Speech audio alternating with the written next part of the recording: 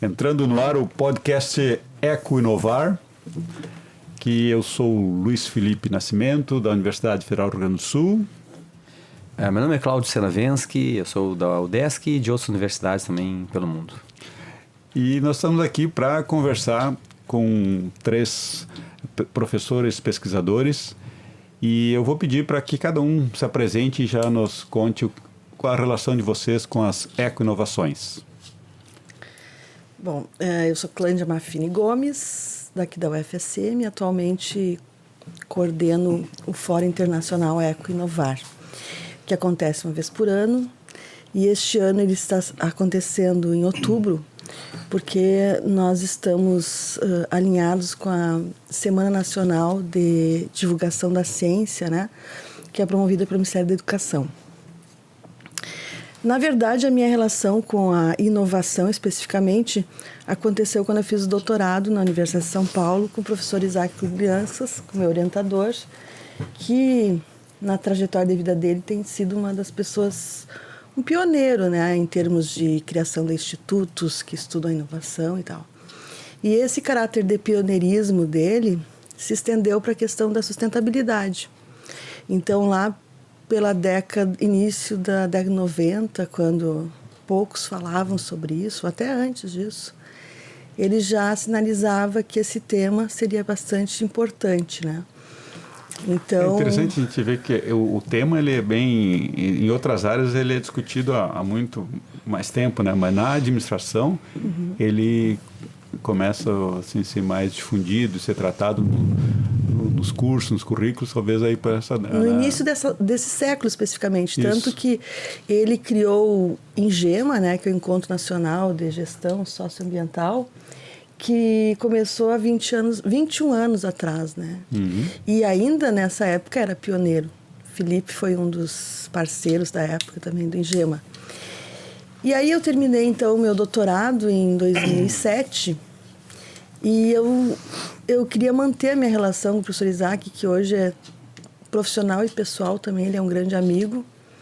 E fora a questão de que o caráter pioneiro, não só dele, mas também da USP, faz com que a parceria entre a UFSM e a USP seja muito interessante para nós, né? Então, ele me propôs ao final, eu disse, olha, eu vou voltar para Santa Maria, mas eu gostaria de manter nosso relacionamento por meio de projetos. E ele me disse, olha, então eu te proponho que você faça um projeto para submeter aos órgãos de fomento, relacionando a questão da inovação com a sustentabilidade, que aí sim era algo absolutamente novo naquela época, né? Era difícil encontrar, inclusive, literatura que trabalhasse os dois temas. Foi um desafio, mas para mim, em termos de publicações, em termos de projeção e também de obtenção de financiamento de projetos, não só do CNPq e CAPES, mas também da FAPESP, né, que é um órgão de fomento importante, foi uma grande oportunidade. E aí, a partir dessa parceria, nós começamos a desenvolver projetos institucionais. Fizemos um doutorado interinstitucional entre a USP e a UFSM e fizemos um programa, né, um projeto num programa da CAPES que era chamado de Pró-Administração, envolvendo essas duas temáticas, né? Na época era coordenadora do programa de pós-graduação em administração e aí fizemos esse projeto que tinha por objetivo exatamente isso, levar alunos de graduação, de pós-graduação para a USP e também trazer pessoas de lá para fazermos missões de trabalho e de estudo. E, bom, aí de uma maneira muito singela, né, eu resolvi criar um fórum, aí convidei a Lúcia e também a professora Flávia ali do departamento, para a gente criar um fórum, assim, na época com um objetivo bem modesto, que era divulgar os resultados do projeto, uma coisa bem interna, assim. E aí, mas aconteceu um fato que eu acho assim meio surrealista hoje, né, para nossa realidade, que foi assim, eu resolvi mandar o projeto do CNPq. E quando veio o resultado do CNPq, eu olhei para o computador e digo, não pode ser real, né? Não é verdade. Foi aprovado. Foi aprovado com 100 mil reais. Se hoje ainda é bastante dinheiro, há 8 anos atrás era muito dinheiro, né? E aí eu disse, meu Deus, o que eu faço, né? Porque a minha ideia era muito modesta. Eu digo, vou ter que redimensionar a minha ideia, né? Tem que aumentar o trabalho. E aí a gente trouxe vários palestrantes internacionais, né? Fizemos realmente um grande evento, aproveitando essa grande oportunidade. Aí que surgiu o Eco Inovar. Na maneira que ele hoje, né, na amplitude que ele tem hoje. Mas a ideia inicial era muito, confesso para vocês, a Lu sempre testemunha, né? Era algo muito singelo, né? E aí o professor Isaac também veio, professores Braja, professores da USP. Foi um evento muito bom no Parque Hotel Morotim, porque na época a gente não tínhamos ainda a estrutura que a UFSM hoje tem. Que ano foi isso? 8 anos atrás, 2011. Né? Uhum. Bom, e aí, então, foi um inevitável sucesso, né? Aproveitando, né, o nosso amigo esotérico, né? Foi uma conjunção de forças positivas, né? Que levaram a esse grande sucesso. Porque, como quem trabalha com inovação sabe que nenhum sucesso acontece por conta de uma única coisa, né? Então, boas energias do Isaac lá na USP, das nossas colegas aqui na UFSM. E também, claro, a UFSM também deu todo o apoio para nós. Né? Então, era um momento muito bom. E aí surgiu uma coisa muito boa, né? Eu vou falar um pouco do nome, só para complementar. O nome do evento, né? Que nome vamos dar para o Eco Inovar, né? E aí eu fiz uma pesquisa na internet, sites como ONU e papapá. E aí surgiu eco-inovação, né? Que já era um tema que começava a ser trabalhado, mas que era um tema que eu ainda não tinha tanta afinidade, né? E aí surgiu o eco-inovar, que é um motivo de muito orgulho para mim hoje, né? E não só porque ele, na época, foi importante, mas porque ele começou a ganhar um espírito que eu hoje chamo de um evento fã, né? As pessoas hoje vêm para o Eco Inovar não só porque querem trazer as suas ideias, mas também porque elas querem compartilhar, elas querem estar juntas, né? E ontem ainda um pessoal aí do evento me falou da organização uma coisa que eu não tinha prestado atenção ainda.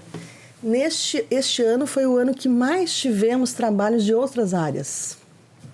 Então, começou na área da administração, mas ele começou a ganhar força na engenharia, nas outras áreas. E hoje, então, ele é realmente um evento multidisciplinar. Professora Lúcia, quem é você na vida acadêmica?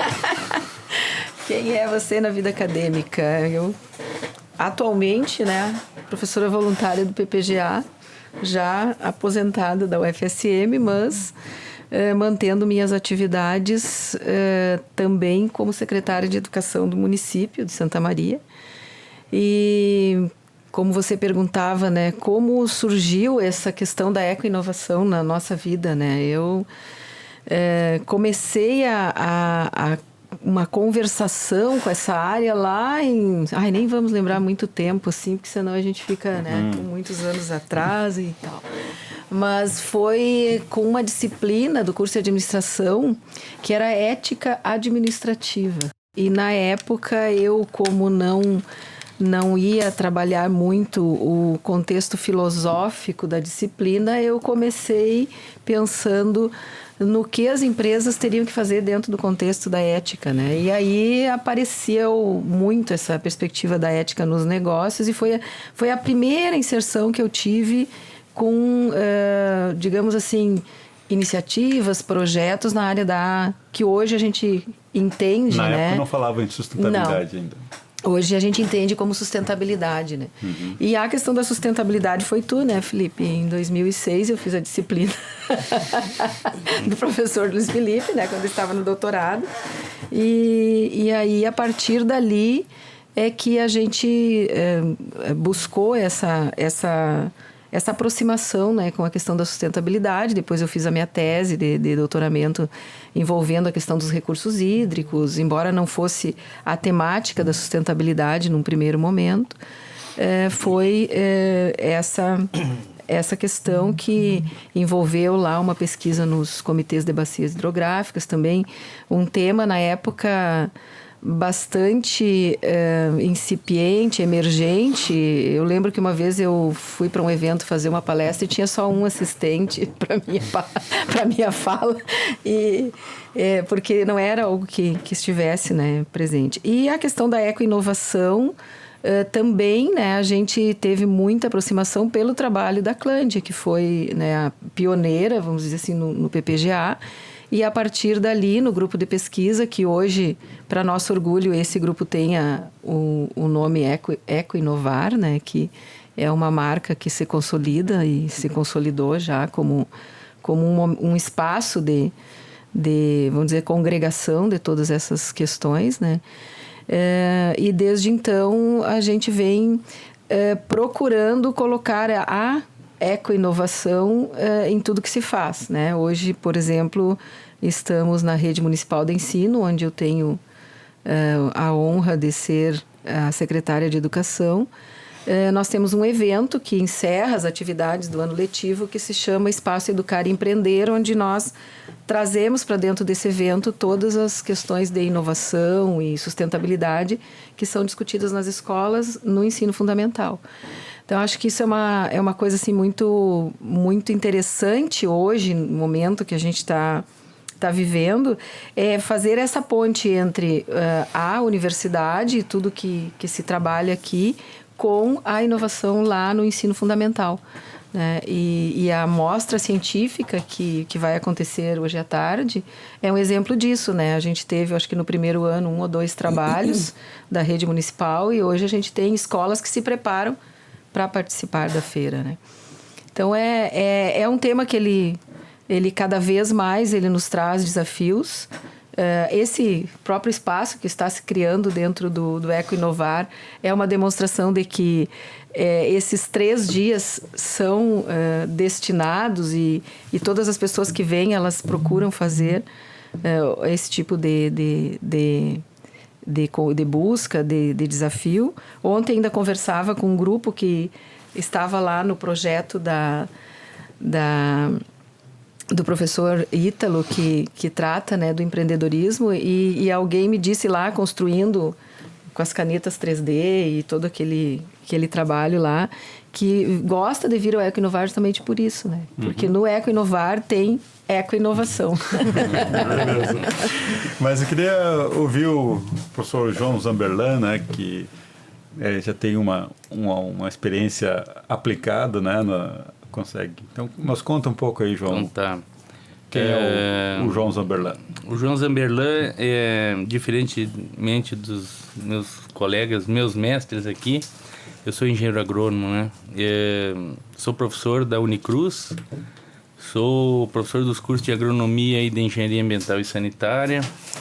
Na verdade, eu fui para a Unicruz para ser coordenador do curso de engenharia ambiental e sanitária que estava sendo criado lá no momento, lá em 2014. Né? A relação que eu tenho com a inovação e com a sustentabilidade, isso vem um pouco de longa data, desde a minha formação de graduação. Não que se trabalhasse o conceito de sustentabilidade dentro do curso de agronomia, mas que lá, quando você vê, começa lá na Revolução Verde, lá na década de 60, né? Você entrada do plantio direto, já começava a se perceber aquelas mudanças, né, no ambiente, que aquilo não seria uma coisa nociva e que nós, de fato, né, dependemos do meio ambiente para sobreviver. Né? Aliás, nós fazemos parte do meio ambiente, nós somos integrantes do meio ambiente. E isso foi uma coisa que, para mim, sempre foi muito ligado. Aí eu trabalhei por anos na iniciativa privada, empresa familiar, é óbvio, mas sempre com esse intuito. A inovação, de certa forma, veio posteriormente, lá em 2011, quando surgiu o Ecoinovar aí com a professora Clândia, que foi minha orientadora de pós-doutorado. Né? Essa parte de criar novas coisas eu sempre gostei, né? Foi uma coisa minha. E isso, na verdade, vamos dizer assim, vamos aprimorando e estudando e conhecendo mais ao longo do tempo, e isso foi uma coisa que o pós-doutorado me deu. Eu saí da caixa, né, saí daquela área das ciências agrárias e vim para uma outra área totalmente diferente, das ciências sociais aplicadas, né, e que isso me abriu muitos horizontes. Tanto é que depois ainda fui fazer graduação e licenciatura, né, e isso foi uma coisa que me ampliou, né, os horizontes. Então, a inovação, eu tento trabalhar isso com os alunos muito em sala de aula, né, e hoje, dentro do mestrado em que eu atuo, do programa de mestrado em desenvolvimento rural da Unicruz, que é interdisciplinar, né? Até eu digo assim que a gente tem que fazer meio de tudo, né, Felipe? Porque eu, por exemplo, orientações, eu tive um agrônomo, o resto todos eram de áreas totalmente diferentes. Eu só não tive de dança, mas né, do direito, contadores foram 3, né, da área da ciência da informação, e a partir disso se nós dizer assim, ó, como eu vou trabalhar isso? Então isso também te força a gente a buscar coisas novas, né? Então a gente vai falar obviamente mais tarde sobre patentes, né, registro de produto e tudo mais, e isso eu acho que é uma coisa que nós na ciência, nós temos que partir para isso, para inovar, e não, obviamente, porque a gente tem que ir lá fazer as nossas pontuações, né, acadêmicas, mas nós não podemos ficar naquela de replicação de trabalhos. Então isso é uma coisa que eu tenho comigo. Eu particularmente não gosto. Eu prefiro, então, produzo menos, mas produzo coisas diferentes, que você não tem. Então isso é uma coisa que é inerente minha. Até isso, de você ter esses alunos de diferentes áreas do conhecimento te força a você estudar, te força a você inovar, se transformar, buscar coisas novas e buscar aqueles elos de ligação, né? Aqueles pontos de conexão, aquelas sinapses que na verdade é uma dificuldade muito grande para o meio acadêmico, porque nós fomos formados departamentalizados. Dentro da caixa. Proximamente a estrutura universitária é departamentalizada e as coisas não são departamentalizadas. Quando vai para a prática... então aí você vê que é totalmente diferente. Né? Eu acho que isso é uma coisa que eu aprendi muito lá no pós-doutorado aqui no curso de administração. Né, me abriu esses horizontes para a parte da inovação, né? E aí, como seguir também aliar a sustentabilidade, que era tratada lá na minha graduação, né? Não com o conceito de sustentabilidade em si, mas e aí também se trabalhando, né, já esses conceitos de eco-inovação dentro dos cursos e dos trabalhos que a gente faz dentro da universidade e no dia a dia também, né? Porque às vezes a própria instituição ela te demanda algumas coisas e isso é o que faz você. Mas João, você trouxe a questão dos conceitos, né? Vocês lá no curso de agronomia já se falava disso, não se falava em sustentabilidade, mas já tinha essa proposta, né? Acho que o foco era mais ambiental, né? Era muito aquela coisa talvez... de oicos, né? Daquela coisa de ecologia, do oicos de casa, cuidado com a casa. Então hoje, por exemplo, lá você tem uma disciplina específica que é conservação de solo. Hoje se fala conservação de solo e água, né? Então a minha tese de doutorado eu faço parte, inclusive, mesmo sendo da Unicruz, faço parte, né, dos grupos de pesquisa da UFSM, e um deles é em recursos hídricos na agricultura. Né? Mas então, assim, para a gente começar a nossa conversa aí, ó, eu acho que essa parte conceitual era importante a gente dar uma falada assim, né? Como é que a gente entende? Porque quando a gente fala muito em inovação, né? Mas o que é inovação, né? Existe diferença entre o eco e o sustentável, né? A gente fala eco-inovações, é a mesma coisa que inovações sustentáveis. O Senna está me olhando ali, eu acho que ele quer dizer alguma coisa.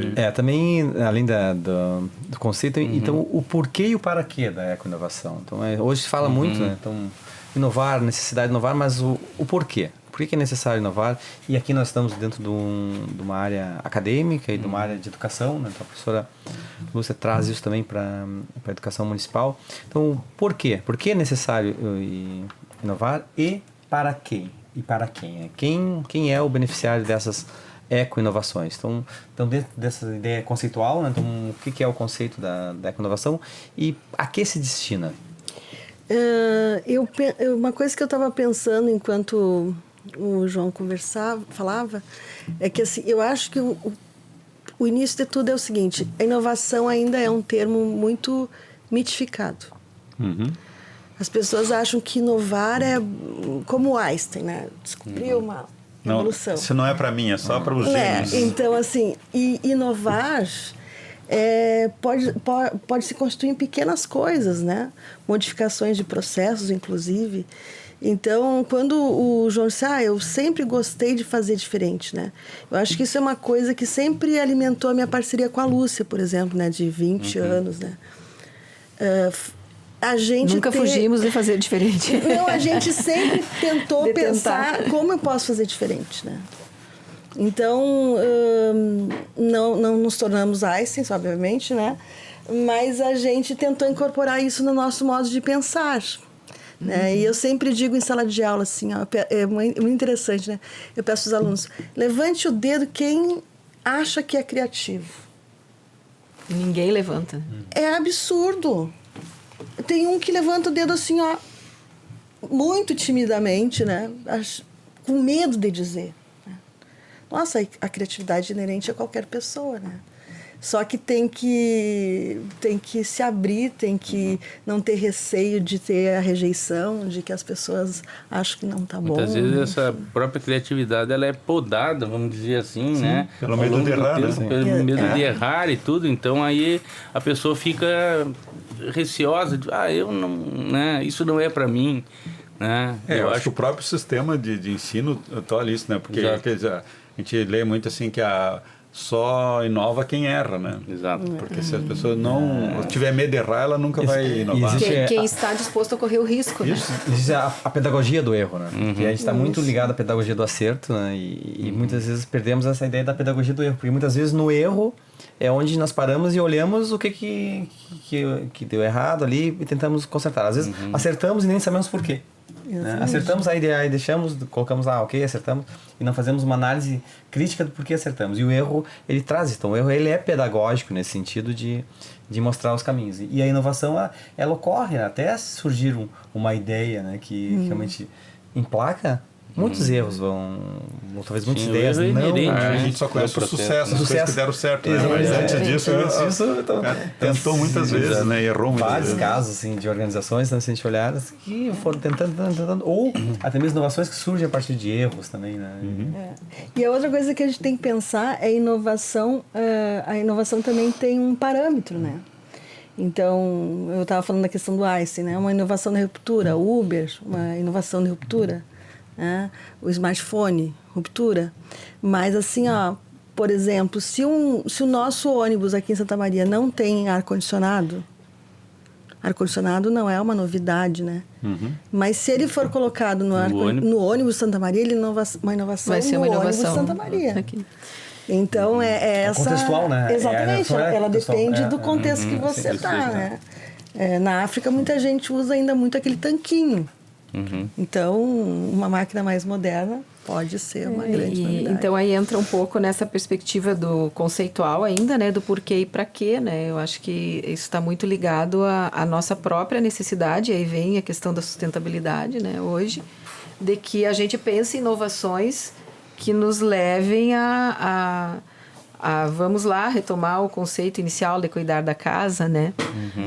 E isso é cada vez mais necessário, porque a gente percebe um esgotamento, né, natural dos recursos. Essa semana, por exemplo, a chuvarada que cai, né, embora a gente possa ter correntes que pensem o contrário ou que tentem justificar o contrário, é inegável que há um movimento climático aí que afeta todos, né?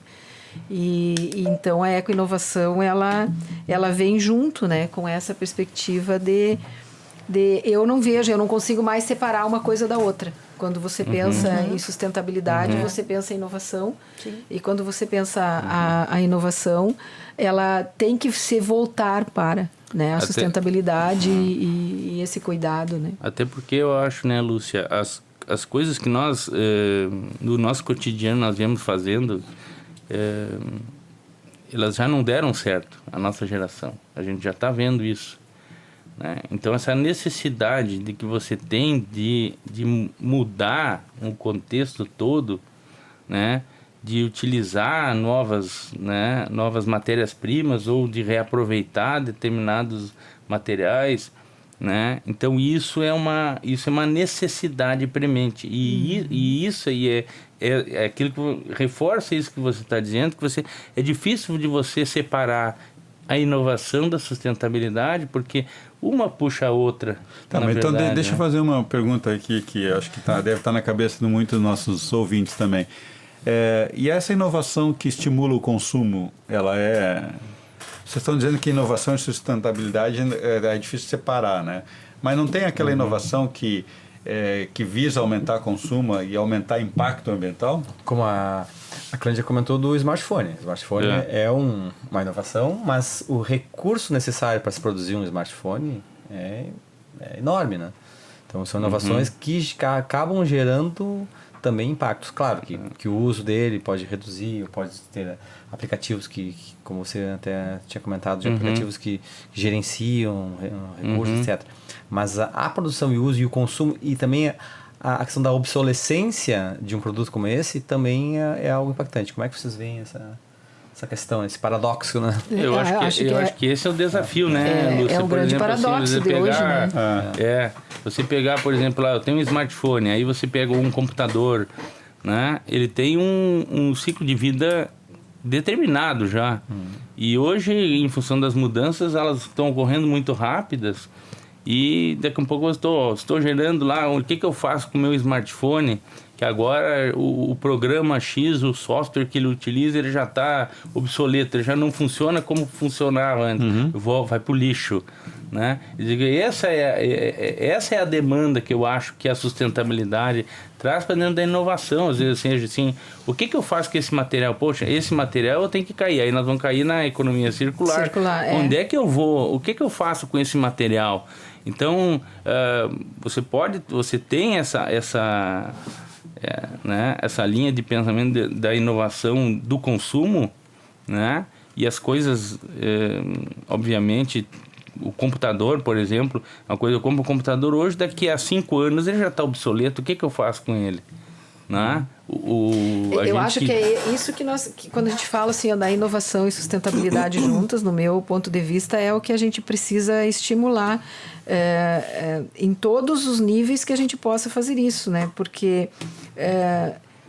eu não vou conseguir fazer com que a tecnologia retroceda, né? E a gente diga assim, não vamos mais usar o celular, ou não vamos mais usar o computador, ou não vamos... Né? Isso está posto, de certa forma, e praticamente todas as pessoas têm acesso ou precisam ter acesso a isso, né? Agora, qual é o nosso desafio? É justamente associar, Felipe, dentro da tua pergunta, né? A inovação com a questão da sustentabilidade, porque eu posso continuar inovando nesse equipamento, nesse aparelho, iPhone, né? Continuar comprando, mas eu preciso pensar para que destinação eu vou dar a ele, e não sou eu como consumidor somente que tenho que pensar isso. Né? É todo o processo de produção, o ciclo de produção, ele precisa se renovar. E aí é que me assusta quando a gente olha para dentro, vamos aí pensar no nosso processo de formação, né? Quando no processo de formação, vamos lá, administração, contabilidade, economia, agronomia, a gente ainda evita considerar que isso seja algo para todos. Vou dar um exemplo, tenho colegas ainda, não citando colegas, mas colocando assim, pessoas que estão vivendo isso no meio acadêmico, que consideram, por exemplo, que essa mesa é uma coisa de pessoas que acreditam nisso. E que não é para todos. Então, como é que eu vou conseguir trazer o meu colega de outra área para essa mesa para ele entender? Você disse que sustentabilidade ainda seria um luxo para poucas pessoas? Ou ainda é considerado algo de poucos, né? Por exemplo, que entenderam a questão e, assim, fala em sustentabilidade no teu contexto, né?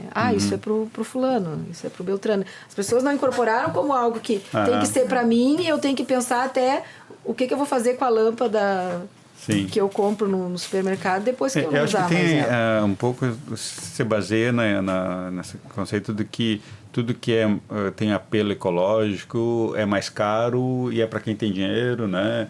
Eu vou procurar comprar o produto mais barato, então isso não é para mim. Não é para mim. A inovação de nichos, né? Então hoje, né, parece muito que as eco-inovações, os produtos orgânicos, etc., é muito de nicho, né? É uma coisa muito focada em um nicho com poder aquisitivo, né? Acho que exatamente. Ainda está muito ligado a isso. Então, vocês acreditam que isso dá para se espraiar aí para toda a população? Ou, por exemplo, produto, já aproveitar que nós temos um agrônomo aqui, produto orgânico, ele é para poucos ou ele pode ser para todos? Eu acho que ele pode ser para todos. O fato do produto orgânico hoje, em função dos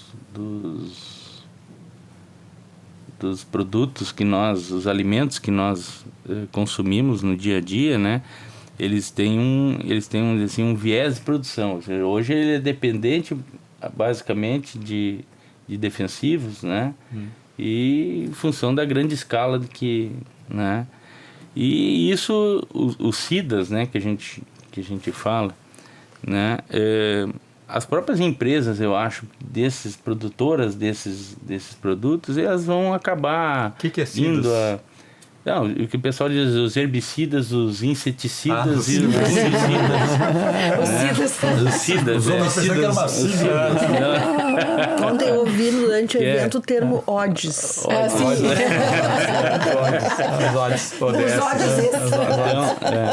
Então eu acho assim, é necessário. Só que assim, o produzir o orgânico, ele remete a um equilíbrio ecológico do meio ambiente. Então hoje você, em função da utilização de muitos desses produtos, você acabou, na verdade, havendo um desequilíbrio. Até você retornar, né, ter aquela resiliência ambiental, né, você ter aquilo leva um determinado tempo, né? Eu acho que as próprias empresas, elas estão indo nesse sentido de produzirem fungicidas, inseticidas ou herbicidas biodegradáveis. Tanto é que, por exemplo, tem muitas empresas hoje que estão crescendo muito, em 20% já o consumo de produtos ecológicos, né? E tem havido assim, uma adoção por parte dos produtores muito grande de microbiológicos, produtos microbiológicos. Então hoje tem empresas aí como a Simbiose, outras empresas, né, do ramo que estão investindo maciçamente pesado nisso, né? Porque eu acho que isso é o futuro. A própria Embrapa trabalha bastante com pesquisa e inovações nesta área, né? Então assim, o ecológico o produto ecológico, eu acho que ele é uma necessidade para nós, né? Eu não sei, João, aí eu tô te olhando aqui e pensando, né, a importância de nós mudarmos esse conceito para quem está vindo, né? E tô lembrando de uma feira de ciências que eu fui numa escola do campo agora, poucos dias atrás. Tem um aluno de 12 anos que a família tem uma horta e ele criou um produto orgânico para não usar nenhum agrotóxico. Eu não vou lembrar nenhum SIDA. Eu vou lembrar agora da mistura, entende? Mas é uma mistura de coisas que acho que tem limão, tem uma série de provavelmente talvez até de muitos saberes ancestrais que ele foi buscar e assim, produto, né? Aí quando tu olha aquele menino ali de 12 anos, né, e contando como é que ele faz lá na horta da família, tu fica impressionado de ver assim a possibilidade que existe, né? Então eu vejo que essa mudança de visão e tudo, ela precisa começar na base, né? Eu queria só tentar unir o que o Sena perguntou e o que o Felipe também perguntou. A questão, usando o exemplo, né, do smartphone. O smartphone nos permite ter aplicativos como, por exemplo, o Uber. O Uber hoje, já existem pesquisas que mostram que o Uber está diminuindo significativamente, está tirando carros da rua, né? E por quê? Não só pela facilidade, né? Então, hoje, por exemplo, uma cidade como São Paulo, você paga muito em termos de estacionamento e até achar o estacionamento. Então, as pessoas estão achando mais fácil usar o Uber, elas podem trabalhar dentro do Uber. Mas mais importante que isso, o jovem está começando a não ver mais valor em ter carro. Então, que era um sonho da minha geração, né? Exato. A minha filha está morando em São Paulo e disse, acho que vamos ter que ver um carro para ti. Ela disse, para quê? Eu não preciso, porque lá eles têm uma facilidade é um contrassenso. É difícil se locomover porque tem tanta gente, mas também tem a integração dos vários... a modal, né? Dos vários modais. Então, assim, se por um lado o smartphone ele pode poluir, especialmente na questão do lixo que ele gera, ele também pode mudar culturalmente, pode mudar a forma como as pessoas veem o seu dia a dia e pode transformar, não só na questão do trânsito especificamente, mas também gerando emprego, porque hoje também é uma forma de gerar emprego.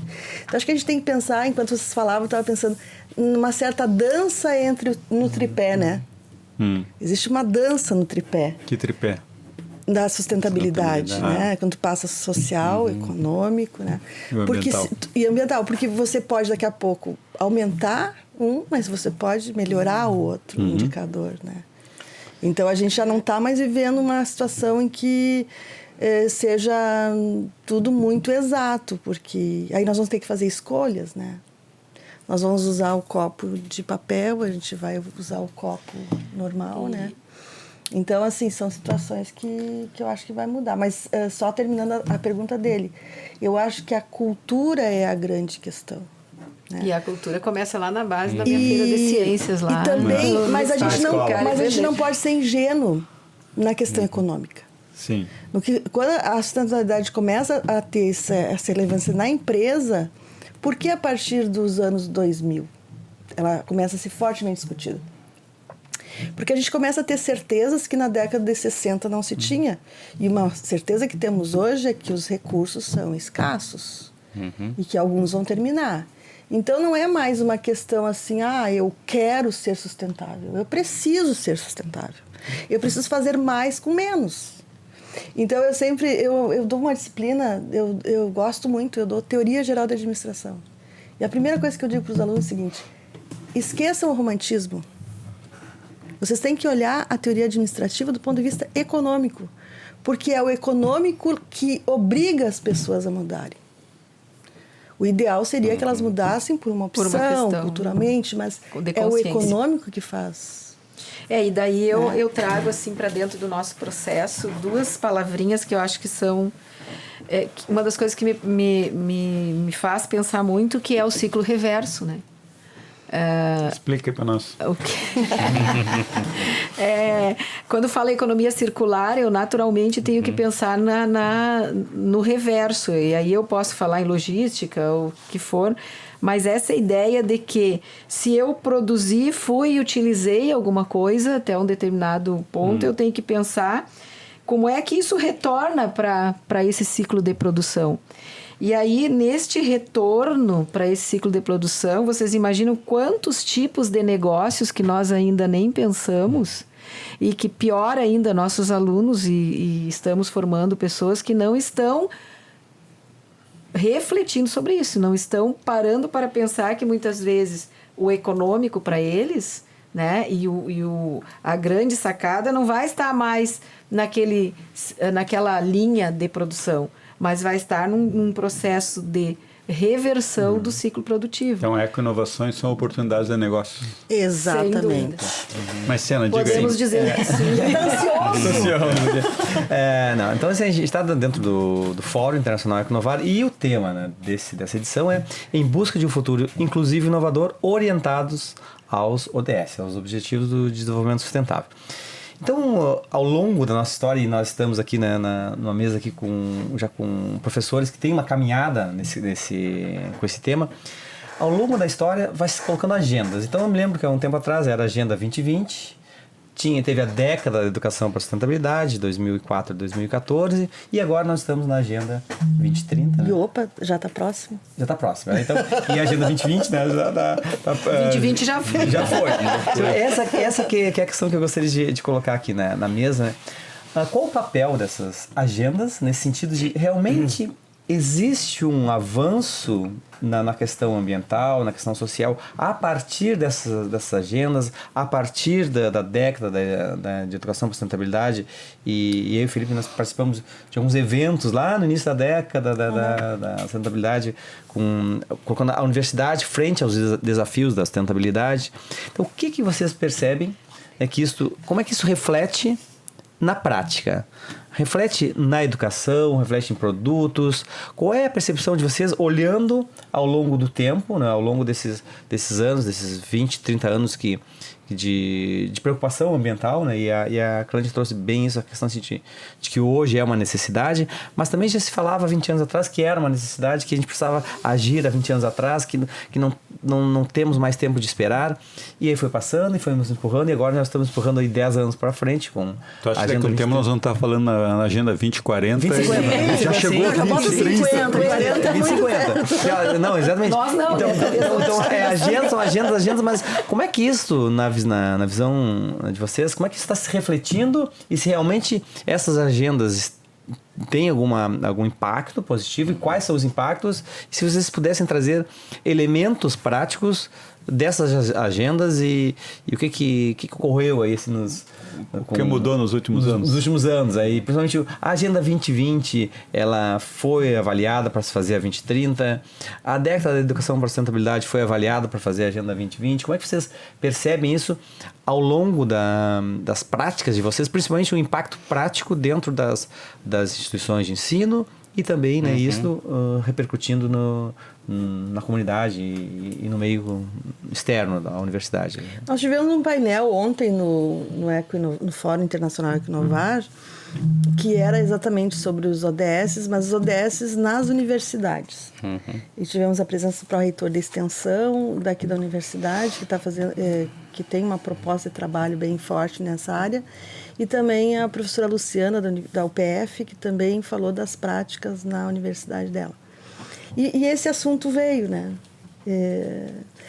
Mas por exemplo, o que a Luciana falou, e eu concordo com ela, é que assim, por exemplo, a Agenda 2030, ela é muito ambiciosa, né? Ela é muito ampla. Então, eu imagino que as pessoas, quando criam a agenda, elas já sabem que elas não vão conseguir 100% em 2030. Meta. É uma meta. E assim, e se nós... Então, eu vejo ela muito mais como um alinhamento. Se ela é proposta para o mundo, espera-se que o mundo comece a se alinhar. Agora, eu acho que não há expectativa de que se atinja. E por isso eu tenho certeza que vai surgir a 50, vai, né? Porque... E também o mundo vai estar mudando, né? O mundo vai trazer novos desafios, novas questões, né? E como eu estava falando, os jovens vão trazer uma perspectiva muito diferente para a gente, né? Talvez a gente não precisa ter erradicação da pobreza, né? Não vai ter zero, né? Mas que reduza, pouquinho que se fizer, né? Seja uma pauta permanente. E eu acho também que a gente não pode pensar assim que a gente vai transformar o mundo, mas como diz a Lúcia, se o trabalho dela na rede, né, está transformando a vida de algumas pessoas, de alguns alunos, isso vai se replicando, né? Isso a gente vai ganhar muito, né? Porque eles... E hoje tem um elemento bem interessante que são as redes sociais. As redes sociais trazem um mundo assim que tem a capacidade de reproduzir muito mais do que antes. Então, se um aluno que está nas redes entender que é um valor importante, ele vai começar a replicar. Eu lembro que isso no horizonte não muito distante de nós, né? Mas vamos pensar assim, meu filho está com 18 anos, né? Quando ele tinha 3 anos ele começou a ir para a escola, né? E assim, com 5 anos, eu não ousaria colocar um papel no chão, porque meu filho dizia assim, como? Já cobrava. Mas as pessoas ainda colocam papel no chão. Mas diminuiu muito em relação nos últimos 20 anos, porque as pessoas, dependendo de onde elas estão, elas dizem, mas vai ficar muito chato. Alguém até pode filmar e vai mostrar que eu agi assim, né? Por quê? Porque existe uma cobrança social, né? Então, porque a sociedade está mudando, né? Ela está incorporando isso como valor. O Sena falou ali em produtos, né? Logo me veio na cabeça até... Eu fui a um congresso de agricultura de precisão agora, mês passado, início do mês, acho que foi, e conversando com o pessoal da John Deere, e eu notei o seguinte, as pesquisas que nós temos elencado na área da agrícola, né, mesmo com o advento de plantio direto e tudo mais, tenho notado que os solos agrícolas, os nossos solos agrícolas, principalmente do Rio Grande do Sul, né, eles não estão tendo, vamos dizer assim, as culturas não estão tendo o desempenho que elas poderiam estar. Porque hoje você tem um banco genético, por exemplo, que, vou dar um exemplo aí da soja, né? Você tem produtores que agora, o terreno nosso lá de Cruz Alta ganhou da SESB, da Sementes Aurora, produzindo 123 sacos por hectare. Ou seja, hoje você tem um potencial genético que você pode produzir mais de 100 sacos. Em função da cotação, e aí volta a falar o econômico que a professora Clândia falou, disse, enquanto não doer no bolso, eu não mudo, né? Isso também foi tema de uma dissertação de mestrado, em de que numa determinada região lá, mais de 90% das áreas tinham solo compactado, mesmo com plantio direto. E isso veio um advento em função de produto. Por exemplo, o tamanho das máquinas que você tem hoje, né, elas causam, e isso é física, né, uma pressão no solo, uma compressão em função do peso que elas têm. Então, lá nos Estados Unidos, por exemplo, estávamos comentando que a John Deere hoje ela está começando a trabalhar em reduzir o tamanho das máquinas, voltar ao que você tinha antes, né? Por quê? Porque você está observando que você está tendo um impacto. Então, o produto está mudando. O que você utilizava antes de defensivos agrícolas há 20 anos atrás é infinitamente maior do que você usa hoje. Né? Então, assim, o produto está mudando, eu acho que a própria indústria ela muda em função dessa consciência. Por exemplo, lá o Mato Grosso, que é o maior produtor hoje de grãos do país, né? A produtividade da soja está estacionada na faixa de 50, por quê? Né? Aquilo que a gente estava comentando, houve um desequilíbrio. Eu tenho problema de nematóide, mas por quê? Vamos botar a mão na consciência. Por quê? Por que eu boto um pivô central lá e eu tenho escoamento superficial, erosão? Por quê? Porque mas eu faço plantio direto, eu faço isso, eu faço aquilo, eu faço tudo. Não está obtendo o resultado esperado. Alguma coisa dentro do processo estou fazendo errado. Então, a própria indústria, e a pesquisa está mostrando isso, a própria indústria vai ter que mudar. E ela está mudando. Sim. Ela está começando a mudar a parte de produto. Né? Isso falando mais na minha área. Sim. Né? Mas, o João, quem sabe você já fala para nós aí o João está desenvolvendo umas patentes, né?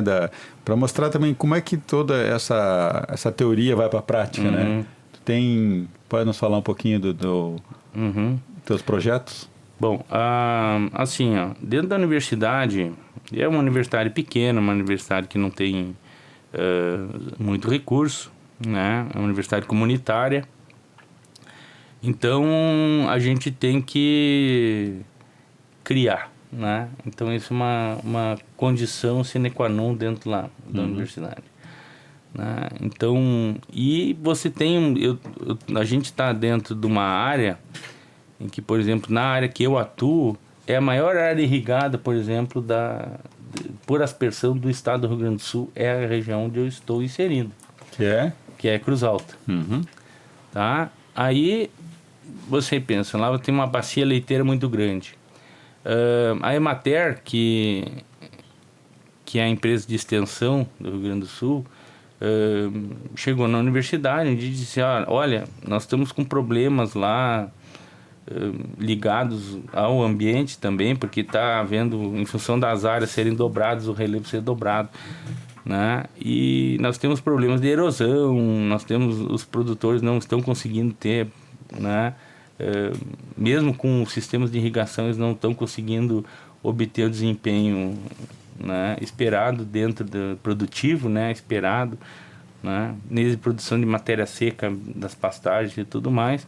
Eu queria que vocês fizessem alguma coisa, porque o grande problema nosso é assim, como usar água de forma racional dentro da pequena propriedade, sem que esses produtores que têm, na verdade, que têm uma baixa capacidade de investimento, né, eles não têm como desembolsar 15 mil reais, por exemplo, para comprar uma estação meteorológica automática. Isso um grande produtor pode fazer, mas um pequeno produtor não tem como.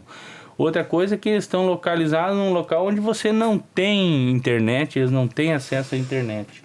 Então isso que a gente tem na cidade, essas facilidades, infelizmente no interior, né, no interior do interior, já é mais complicado ainda, né? Então, aí veio assim, bom, esse foi um dos pilares. Vamos usar os recursos hídricos de forma mais Você tinha um problema racional. E aí fez a pesquisa para buscar isso. Aí eu tinha justamente aquilo que eu te falei, né, Felipe? Eu tive uma aluna que era das ciências da computação. O que eu fazia? O orientador dela é um engenheiro agrônomo e ela é formada em ciências da computação. O que fazer com uma menina da ciência da computação, um trabalho de mestrado? Eu disse assim, poxa, vou pegar esse limãozinho e vamos fazer uma limonada. E vou resolver o problema, vamos tentar resolver o problema da Emater. Né? Criamos no trabalho dela um app, um aplicativo, onde você não precisa de internet, ele é um aplicativo que funciona, né, tem baixa capacidade, não precisa de grande capacidade de memória, ele ocupa 12 megas só. Se você pegar, olhar o WhatsApp, ele já é mais de 100 megas. Então, você pegar um aplicativo leve, rápido e que soluciona o problema. O que ele informa? Obviamente, ele tem que ter um estudo das condições do solo dele lá, e a partir disso ele informa dentro do aplicativo e ele vai lá e tem um tensiômetro, que é um equipamento que mede a tensão de água no solo, que sai na faixa de R$100 e poucos. Hoje, em vez de comprar uma coisa que sai 15 mil ou outros, aí ele vai gastar 150, R$200 e vai poder ter isso na palma da mão. Mas isso resolve que problema? Esse resolve o problema do quê? Porque quando ele ia irrigar as pastagens, por exemplo, como é que eles faziam? Ele chegava lá, que eu chamo de butinômetro. Ele ia lá, batia a botina no chão, quando levantava a poeira, ele dizia, está seco. Eu vou pegar e vou ligar o sistema. E aí ele ligava o sistema. Para irrigar. Aí você pegava assim, quando é que você desliga o sistema? Quando começa a grudar barro na botina. A botina Quando começa a grudar barro na botina, ele desliga o sistema. E aí, só que aí quando tá grudando barro na botina e já tá um rio, né? Já tá escoando. Sobrou. Já tá sobrando água. Você já colocou água demais. Você já não precisava ter colocado isso, né? Então, basicamente, o que o aplicativo ele informa? Ele responde a simples pergunta: quando e quanto irrigar? Ele diz quando que ele vai irrigar, quando é que ele liga e quando é que ele desliga, por quanto tempo, ele dá um turno, e ele vai dizer, você vai ter que aplicar 5, 10, 20, 30 milímetros em função da tua condição de solo, né? E isso aí Isso agora dá está uma sendo economia de água disponibilizado de na faixa de 20%. 20%? E não precisa usar o E butinômetro. não precisa usar botina. Vai ficar com a sola da botina, não desgasta a botina. Né? Mas, pessoal, aqui, ó, nós estamos já chegando no final do nosso tempo aqui. Sena, tu queria dizer o quê? Bom, eu quero dizer uma frase, né, a respeito do que são essas agendas e do que é a nossa busca, né, da sustentabilidade. Então, usando uma frase do Eduardo Galeano, né, sobre utopia. Então, na realidade, nós vivemos, né, nessa utopia da questão ambiental. Mas para que serve a utopia? Né? Então, o Eduardo Galeano disse, eu caminho um passo, a utopia caminha 2. Eu corro 2 passos, a utopia corre 4. Então, para que serve a utopia? Para nos mantermos caminhando e nos mantermos correndo. Então, acho que essa grande discussão aqui é isso. Nós estamos há um tempo já e possivelmente tenhamos que andar mais, mas não perdermos nosso foco, né? E não talvez não nos decepcionarmos com algumas coisas que ocorrem contextualmente, né? E estarmos cientes, né, de que é um desafio trabalhar com esse tema. Talvez muitas pessoas não tenham entendimento ainda, mas continuar olhando, né, utopicamente, né, olhando e sendo puxados, né, por essa questão. E quando você fala lá das metas, né, as metas são metas utópicas nesse sentido, né, que nos fazem nos movimentar, que talvez não consigamos chegar ao 100%, mas chegarmos ao 80%, ou 30% ou ao 10% é muito melhor do que nós estarmos parados. Ou avançarmos alguma coisa. No zero, né? O professor que apresentou o painel ontem aqui da universidade, ele disse uma coisa que eu achei interessante. Eles estão fazendo um trabalho bem legal. Eles estão tentando verificar mapear os projetos da universidade para ver quanto por cento dos projetos estão em cada ODS. E aí, para que isso? Porque se nós tivermos esse mapeamento, a gente vai ver as áreas que a gente pode priorizar e a gente pode buscar investimentos para essas áreas. Então, eu acho que é nesse sentido. Ele vai nos dar uma meta, como disse o Felipe, e vai fazer com que todos, em algum momento, em alguma situação, reflitam sobre isso. Eu acho que é nesse sentido. Mas assim, acho que a gente podia agora ir fechando assim, ó. Dizendo, nós estamos falando que a gente tem a utopia, tem essa esperança, essa meta, né? E o que a gente pode ter de dizer para os nossos ouvintes, assim, em termos de expectativas ou esperanças, né? Assim, para os próximos anos? O que vocês veem, assim, que palavra a gente pode falar aí de que reflita o sentimento de vocês aí? Eu anotei aqui 3 palavrinhas que, inclusive, ontem nós vivenciamos numa atividade, numa oficina, né? E eu acho que isso é que talvez, para cada pessoa que esteja pensando, mas isso está muito longe de mim, isso não vai chegar até aqui, ou ainda eu sou contrário a isso, ou ainda eu não acredito, né? Eu acho que ontem ficou muito claro para nós que é abrir o coração, né, a mente e ter a vontade de buscar, né? Eu acho que as pessoas que não são da área, por exemplo, que não tiveram como João a oportunidade de se deparar com essa situação, que não tiveram o caráter inovador da Clândia, que ainda não fizeram alguma coisa, que abram a mente, né? E coloquem o coração nessa questão, porque assim, se tu não colocar coração nas coisas, tu não vai fazer nada, né? O coração, ele nos move a fazer as coisas, porque a gente tem que pensar que a gente tem que deixar algo melhor para quem nem nasceu ainda. Então, acho que esse é um ponto, né? E a gente ter vontade de fazer. A vontade de fazer, ela faz com que a gente supere o medo, né? Do erro, né, aquele medo que nós falamos lá, né, de que não vai dar certo. O João ali, quanta inovação, quanta coisa ele já trouxe, né, e que, como ele diz, é só um aplicativo, mas olha o que esse aplicativo fez para a vida das pessoas, né. E eu acho que é isso, acho que a gente tem que caminhar por aí. Eu vejo assim, Sena, também os objetivos, as agendas, elas vão ter que existir para que a gente tenha um motivo para ir atrás de alguma coisa. Um norte. Eu acredito, assim, nas crianças, né? Eu acho que no futuro, nos jovens. Assim, aproveitando, né, o mote do Econovar, Há 3 anos atrás, a gente criou a Mostra Científica Ecoinovar, que também não era um projeto ambicioso, né?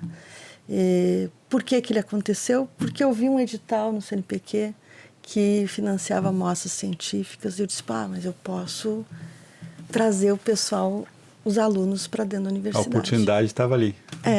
E aí, talvez essa seja uma habilidade que eu tenha de fazer essa convergência, né? E aí criamos a mostra e com a ajuda da Lúcia divulgamos e tal, porque foi muito rápido, né?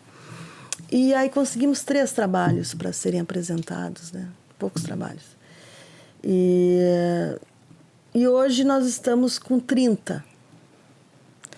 Mas o interessante é o seguinte, o que eu esperava obter com a mostra não foi o que eu obtive. Porque o que eu esperava obter com a mostra era simplesmente trazer os alunos para dentro do Ecoinovar, criando essa cultura já. Exatamente. E aí, aproveitar a mesma estrutura que eu já tinha do Ecoinovar e ali. Convidei a professora Jordana, que também foi minha orientanda, hoje é nossa colega, para ser a coordenadora. E, gente, assim, o que eu encontrei naquela mostra foi algo, assim, maravilhoso.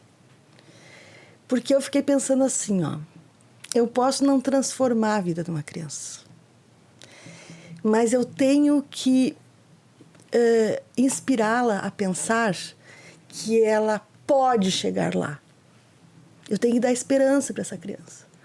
Então, teve uma situação que eu gosto muito de contar sempre para todo mundo, que foi há 2 anos atrás, quando a gente trouxe um francês aqui para o nosso Ecoinovar.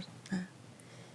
E assim, ele disse, professora, eu já fui na USP, falei inglês e eu vi que a interação não foi legal. Eu vou dizer para ti, eu vou estudar 2 meses e eu vou falar em português no Ecoinovar. Tá, ok. Ele já tinha vindo várias vezes ao Brasil, né? Tinha um português macarrônico. Eu disse, mas eu vou falar. E aí a Lúcia nos indicou um coral, né, numa escola de crianças que cantavam em francês. E aí, na apresentação, a gente fez como se fosse uma troca de gentilezas, né? Ele se esforçou para falar em português e as crianças retribuíram, né, cantando na língua dele. E aí eu fiquei pensando o seguinte, eu não sei francês, mas eu imagino assim que aquele francês que as crianças cantaram não era o melhor do mundo, certamente. Tinha problemas de entonação, disso, aquilo. Mas as crianças, elas internalizaram que elas podiam cantar em francês. Então, eu vejo na mostra isso, que as pessoas, primeiro, elas se empoderam, as crianças, porque elas estão dentro da universidade, e que para algumas é um sonho, né? Mas eu estou na universidade, as pessoas estão me vendo, e elas sentirem que elas poderão, se elas quiserem. Então, eu acho que a mostra trouxe isso para mim, assim, que nós, no ponto de vida que nós estamos hoje, a gente tem que inspirar as pessoas. Então, se a gente puder fazer com que as crianças acreditem que é possível mudar, que elas podem inovar, que elas podem eco-inovar, nossa.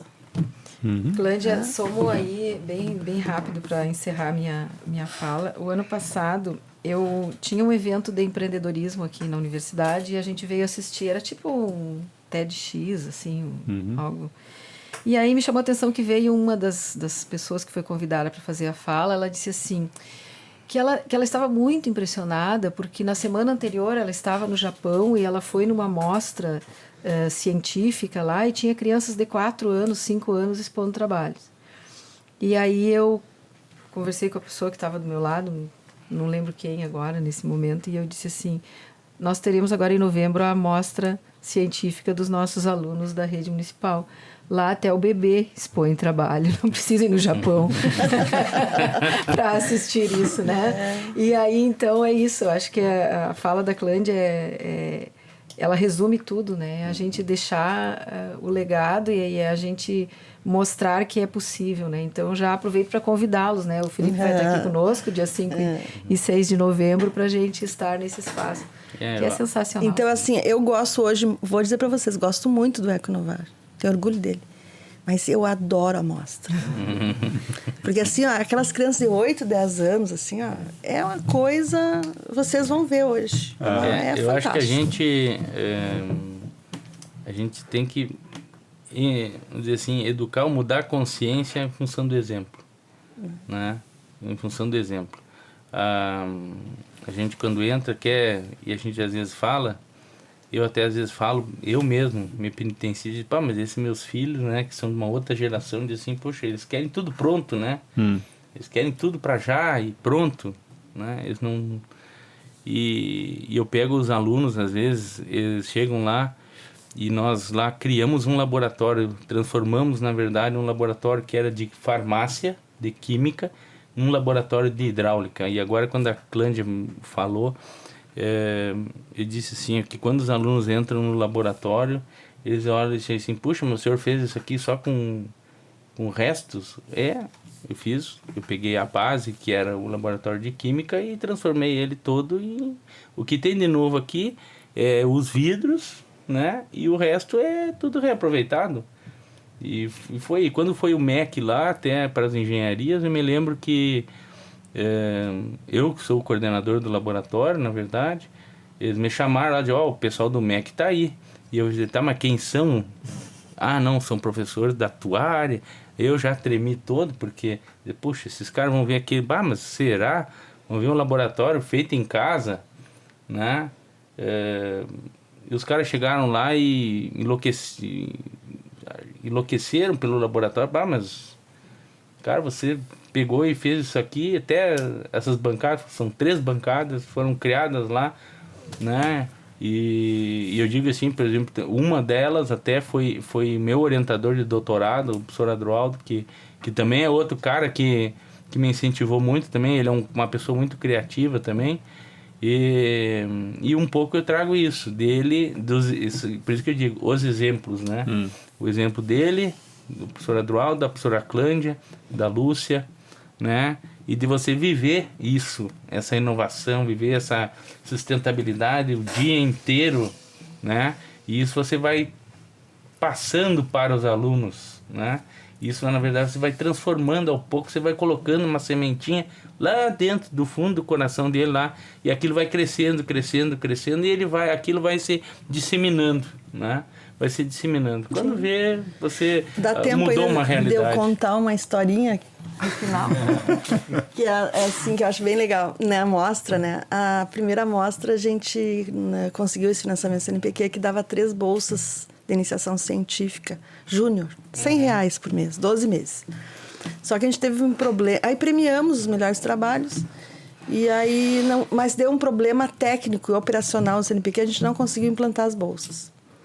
E aí eu fiquei discutindo com o CNPq todo o outro ano, né? E aí veio a segunda amostra. E eu não tinha dado a bolsa para os alunos que tinham sido premiados no anterior. Aí quando eu abri a amostra, eu disse assim, olha, eu gostaria de dizer para vocês, nós tivemos um problema operacional, o CNPq me sinalizou que no máximo até o final do mês nós vamos conseguir implantar e tal. Né? Terminou a abertura lá, um aluno de 10 anos, eu acho, ele veio falar comigo assim, professora, eu fui um que ganhei uma bolsa no passado. Bem assim, eu fui um que ganhei. E eu disse, que legal. E ele disse, pois é, eu só queria dizer para a senhora que com bolsa ou sem bolsa, ano que vem eu vou estar aqui. É isso aí, irmão.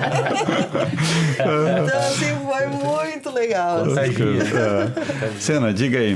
Não, então eu gostaria de agradecer aos participantes aqui e agradecer essa oportunidade de discutirmos esse tema, né? Sempre é bom, né, trazermos pelos vários meios, né? E esse podcast vai ficar disponível para pessoas escutarem tudo, e se tiverem, né, algum questionamento, né, também, né, de interagir, né, encaminhem para a Clândia. Encaminhem para a Clândia. Vai ficar dentro do site do Ecnovar. E também dicas, sugestões para próximos temas, né, de podcast que a gente possa trazer nos próximos eventos. Então, eu agradeço aos participantes aqui, né, e agradeço o Felipe pelo convite também para participar dessa mesa tão rica aqui, né, que certamente inspiradora, como a Clândia falou. Obrigado. Eu acho que é isso, assim, que para mim o que ficou dessa nosso bate-papo aqui Acho que algumas palavras assim, né, que vocês disseram, inspirar, acreditar que é possível, né? Então, inovação e sustentabilidade não é coisa para ser feita só pelos outros, né? Cada um de nós pode e deve fazer isso, né?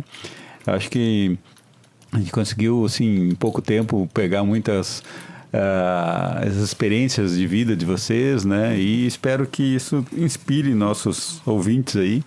E também que a gente possa continuar fazendo outros podcasts e inovando, como sempre o Eco Inovar nos estimula aí, né? E eu agradeço a parceria. É isso aí, as coisas ocorrem dessa maneira. Então, muito obrigado a todos e continuamos até o próximo podcast Eco Inovar.